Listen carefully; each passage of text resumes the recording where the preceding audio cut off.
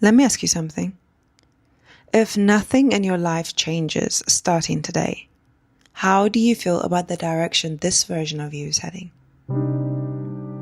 3 years ago today, I couldn't answer that question with confidence because day after day, everything was starting to feel the same. Same routines, same conversations about the weather, work, life. Just waking up every morning to repeat the same cycle. From an outsider looking in, I was living a life that made sense on paper. But to me, on the other hand, that wasn't the case. Because staying the same was starting to feel like a form of self-betrayal. So I decided to make a change. I got married. I celebrated with my loved ones, said my goodbyes, packed up my life and got on the first plane I could find somewhere different. Not because I knew what to expect, but because staying the same was no longer an option. And before you assume this is some sort of happy ending, it's not. I promise you it's not. Far from it. Because what came after the change wasn't a fairy tale per se, but instead it was a reckoning.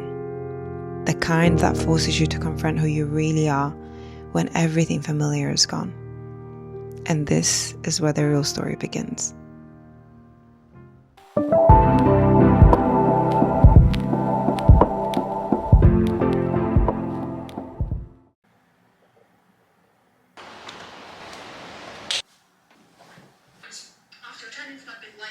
As long as Satan can hold you in that mentality, and if he can just discourage you with one simple interaction with somebody, that means that you got something valuable.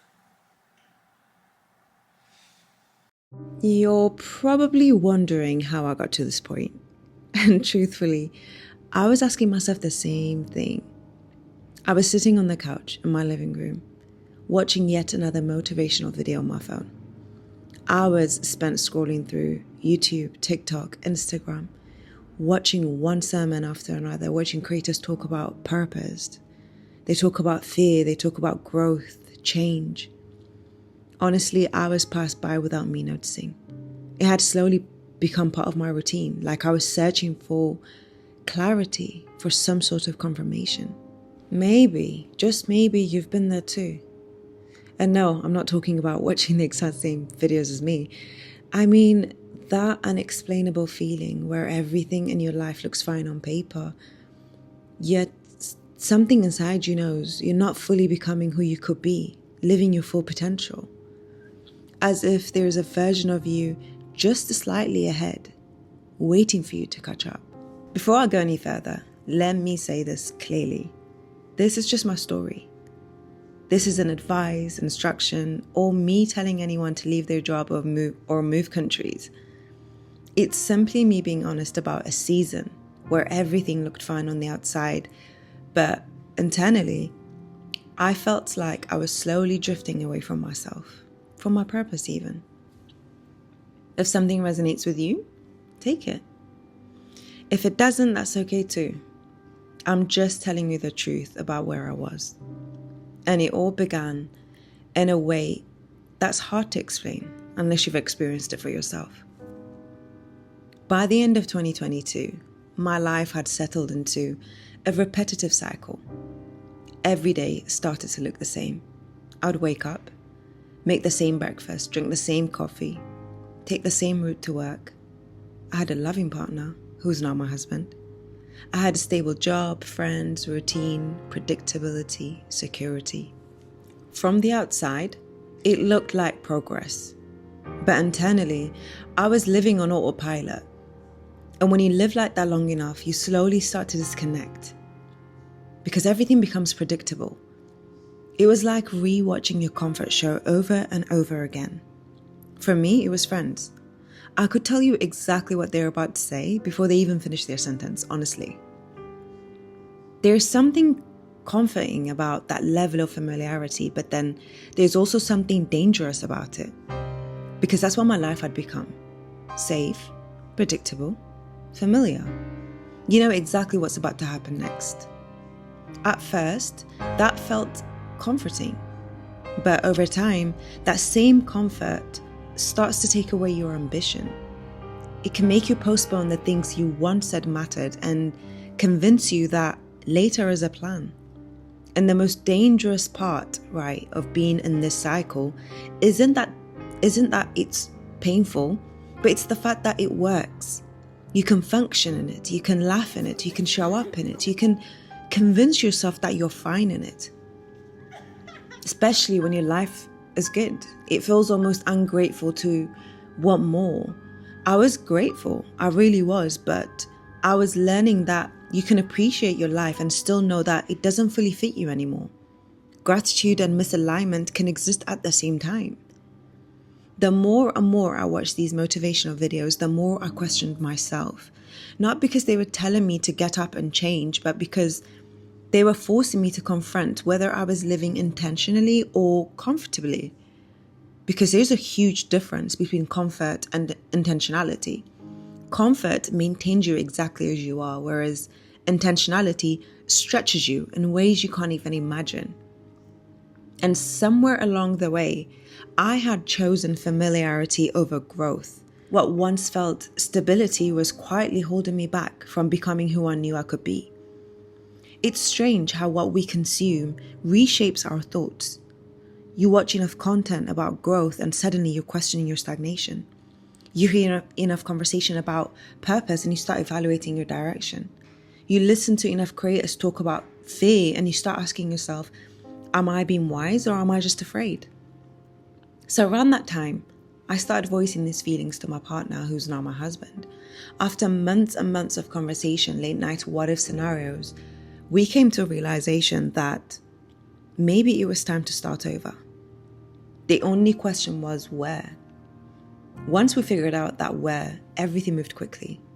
We booked a flight, not to move immediately, just to test the waters, to see if another version of life existed for us. That place was Dubai.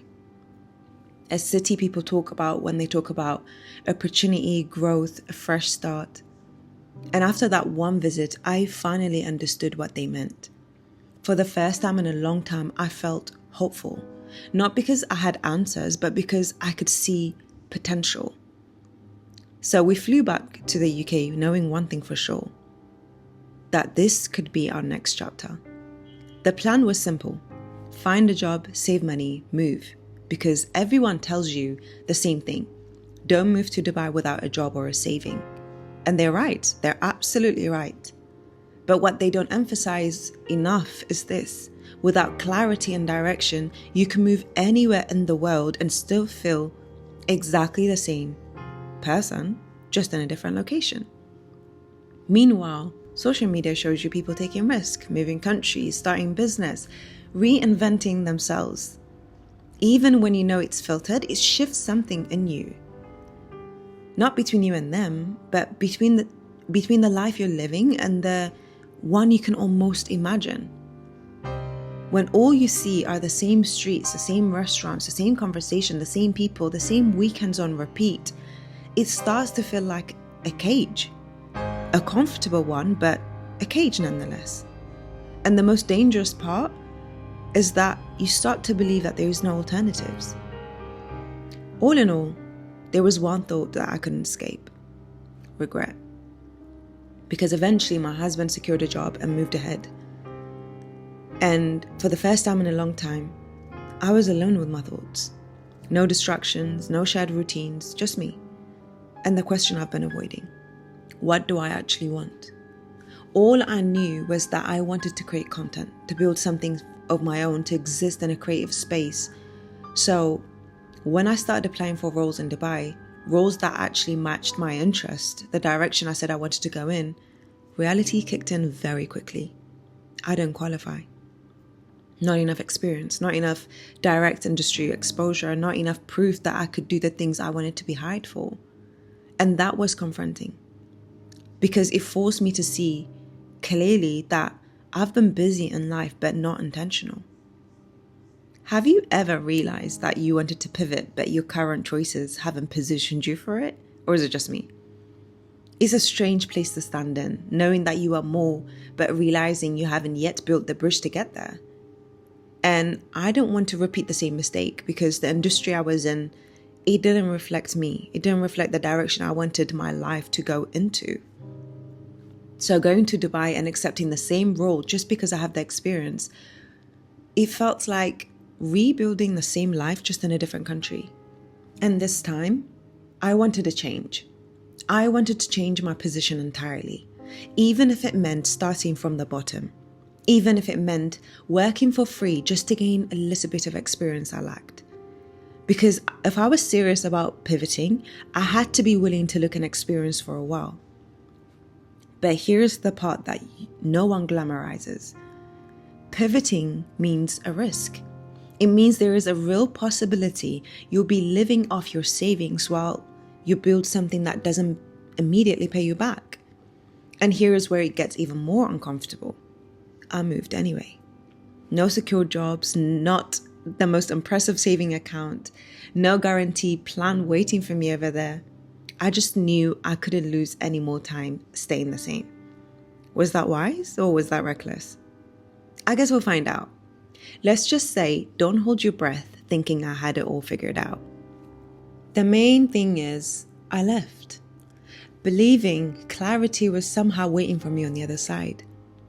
But what no one prepares you for is the gap between expectation and reality. Because changing your surrounding doesn't mean you've escaped yourself. Sometimes it just removes the distractions and leave you to face with who you really are. And in episode 2, I'll share what happened after the move, the part that challenged me, the part that humbled me, the moment that shaped me in ways that I never expected, and the reality no one talks about when they say, just take the leap. If you've made it this far, thank you so much for watching. Hopefully I'll see you in episode 2. Stay blessed.